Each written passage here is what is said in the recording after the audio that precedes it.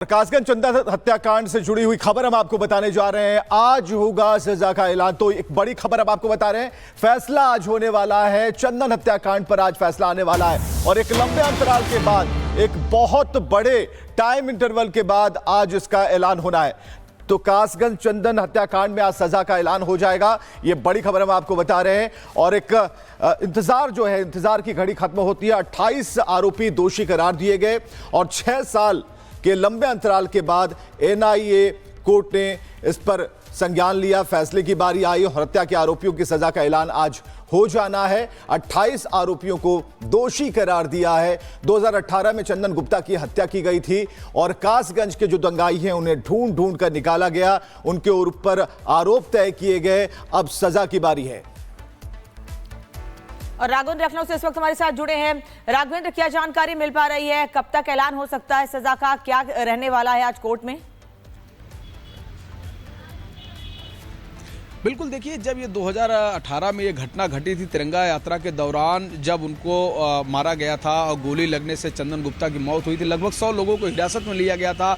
लंबी प्रक्रिया चली है, मुकदमा चले हैं। 30 लोग जो हैं सबूतों के आधार पर उनको पुलिस ने जेल भेजा था। और आज जब कल एनआईए कोर्ट ने जब फैसला सुनाया तो 30 लोगों में 2 लोग सबूतों के अभाव में बरी होते हैं। 28 लोग जो होते हैं उनको दोष सिद्ध होते हैं, वो दोषी होते हैं। और आज एनआईए कोर्ट, यानी कि मैं एनआईए कोर्ट के बाहर ही हूं और यहां पर अभी एनआईए कोर्ट लगभग लग रहा है कि अगर मामला 11 तक या दोपहर तक इसका नंबर आ जाएगा इस मामले का, तो आज कहीं न कहीं जो 28 जो दोषी करार हुए हैं, आज इनके ऊपर फैसला आना है कि आखिर इनको उम्र कैद होती है या इनको 5 वर्ष 10 वर्ष या जिस तरह की जो सजा है कोर्ट तय करेगी। एक एक शख्स जिसने गलत काम किया था, जो दोषी था, जिसके ऊपर मर्डर के चार्जेज है, हत्या का मामला है, 28 लोगों पे, क्या सभी 28 लोगों को उम्र कैद दी जाएगी? देखना होगा कि क्या कुछ सजा का ऐलान होता है, क्या कुछ पैमाना रहता है, किस बेसिस पे यहाँ पर सजा का ऐलान किया जाता है। बहुत शुक्रिया आपका तमाम जानकारी साझा करने के लिए। अब बढ़ेंगे आगे और अब बात सीएम योगी आदित्यनाथ की, जो कि गोरखपुर दौरे पर पहुंचे हुए थे और उन्होंने तमाम विकास परियोजनाओं का शिलान्यास किया। उन परियोजनाओं की जो सौगात है वो गोरखपुर वासियों को दी। इसके साथ साथ विरोधियों पर कड़ा प्रहार करते हुए नजर आए। रिपोर्ट के जरिए दिखाते हैं आपको।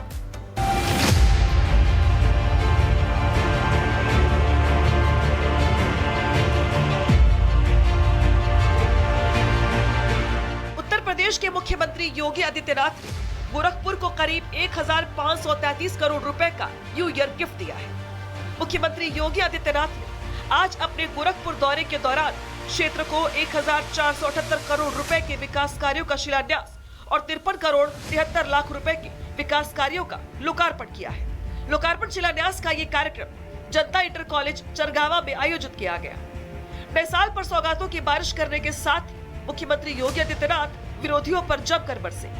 सीएम योगी ने अपने संबोधन के दौरान लोगों को समाजवादी पार्टी के कार्यकाल की याद दिलाते हुए कहा कि एक समय था जब समाजवादी पार्टी की सरकार थी तो इंसेफ्लाइटिस से बच्चों की मौत होती थी। पता ही नहीं चलता था कि सड़क में गड्ढा है या गड्ढे में सड़क। लोग जाति के नाम पर बांटने का काम करते थे। अल्पसंख्यक और गरीब बच्चे मरते थे। लेकिन प्रदेश में बीजेपी की सरकार बनने के बाद पूर्वांचल से इंसेफ्लाइटिस का जड़ से सफाया हो गया। एक समय जब समाजवादी पार्टी की सरकार थी तब इंसेफ्लाइटिस से मौतें होती थी।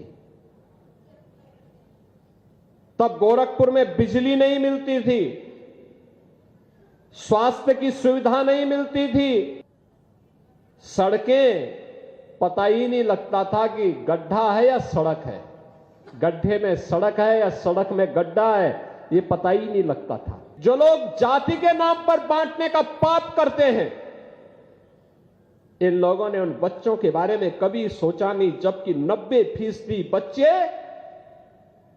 अल्पसंख्यक या दलित समुदाय से आते थे। इस लड़ाई को डबल इंजन की भाजपा की सरकार ने समझा और मोदी जी के मार्गदर्शन में आज इंसेफ्लाइटिस 9 की बीमारी हमेशा के लिए समाप्त हो गई।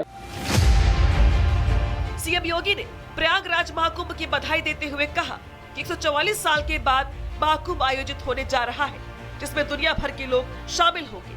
तो वहीं सरकार की योजनाओं की तारीफ करते हुए कहा कि आज प्रदेश में हजारों लोगों को रोजगार की गारंटी मिल रही है। विकास में उत्तर प्रदेश पीछे नहीं रहेगा, जिसके लिए डबल इंजन की सरकार लगातार काम कर रही है, क्योंकि डबल इंजन की सरकार सृजन करती है, निर्माण करती है और सनातन का सम्मान करती है। 13 जनवरी से लेकर 26 फरवरी तक इस सदी का पहला महाकुंभ आयोजित होने जा रहा है। 144 वर्ष के बाद, यानी 144 वर्ष के बाद यह मुहूर्त आया है। प्रयागराज में भव्य व्यवस्था की गई है, कुंभ की पूरी भव्य व्यवस्था। देश और दुनिया का श्रद्धालु आएगा और उत्तर प्रदेश उस आयोजन के साथ जुड़ करके आतिथ्य सेवा का एक नया अनुभव दुनिया को कराएगा।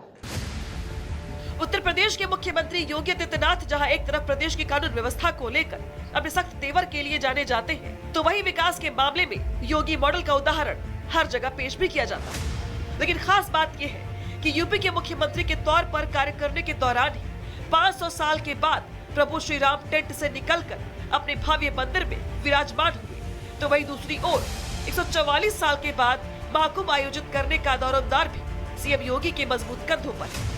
और यही वजह है कि मुख्यमंत्री योगी इस बीच कई बार प्रयागराज का दौरा कर हर तैयारी पर बारीक नजर बनाए हुए हैं। और हमारे देश में अमन चैन हो, भविष्य अच्छा हो, शांति हो, मिल के रहे, हम ये संदेश को लेकर के जा रहे हैं। और बहुत पुराना हमारा परंपरा है हमारे देश का, इसलिए आज हम लोग यहाँ निजामुद्दीन के बाद प्रधानमंत्री जी का चादर को लेकर के कल अजमेर शरीफ दरगाह में कल सुबह 11 बजे हम चढ़ाएंगे।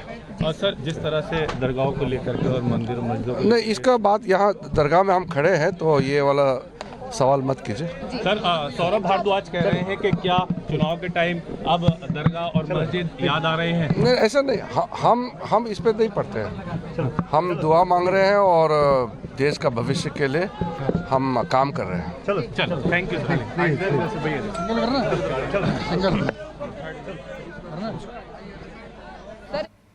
तो कल अजमेर में चादर पोशी की जाएगी। रिजिजू पहुंच चुके हैं निजामुद्दीन और अजमेर दरगाह पर, और इस वक्त जो तस्वीर आप देख पा रहे हैं यहाँ पे किरण रिजिजू को आपने सुना, उन्होंने साफ तौर पर कहा कि एक बेहतर माहौल में बेहतर जो कि परंपरा चली आ रही है उसका निर्वहन किया जा रहा है। तस्वीरें आपको देख पा रहे हैं, जो चादर पोशी की जानी है उसकी तस्वीरें भी जारी की गई हैं और इस तस्वीर में प्रधानमंत्री की चादर भेंट की जाएगी। जो एक परंपरा रही है कि प्रधानमंत्री या फिर जो बड़े पदों पर बैठे हुए जो लोग हैं उनकी तरफ से चादर पोशी की जाती है, चादर आती है। और यहाँ पर आप देख पा रहे हैं कि किरण रिजिजू पहुंच चुके हैं, कल अजमेर शरीफ में चादर भेंट करेंगे और दरगाह के अंदर की भी तस्वीरें जो है हम आपको दिखा रहे हैं। तो चादर जो चढ़ाई है वो तस्वीर है, दरगाह में उन्होंने चादर पोशी की है और प्रधानमंत्री ने जो चादर भेंट की है उसकी भी तस्वीर हम आपको दिखा रहे हैं। तो निजामुद्दीन औलिया दरगाह किरण रिजिजू पहुंचे हैं, उसकी तस्वीर, दो तस्वीरें हम आपको दिखा रहे हैं। निजामुद्दीन दरगाह जब पहुंचे और किरण रिजिजू ने चादर चढ़ाई है और प्रधानमंत्री की जो चादर है उसकी तस्वीर भी सामने आई है, वो तस्वीर भी हम आपको दिखा रहे हैं। तो दरगाह में चादर भेंट की गई और प्रधानमंत्री की तरफ से बेहद ही खूबसूरत चादर, और बताया जा रहा है कि विशेष चादर है जिसे निजामुद्दीन, हजरत निजामुद्दीन के को पेश किया जाना है, उन पर चादर चढ़ाई जानी है। तो दो तस्वीरें, निजामुद्दीन की दरगाह पे चादर पोशी की तस्वीरें और किरण रिजिजू वहां पर पहुंच चुके हैं और उन्होंने जो चादर पोशी की है उसकी तस्वीरें हम आपको दिखा रहे हैं। इससे उलट एक और तस्वीर हमने आपको दिखाई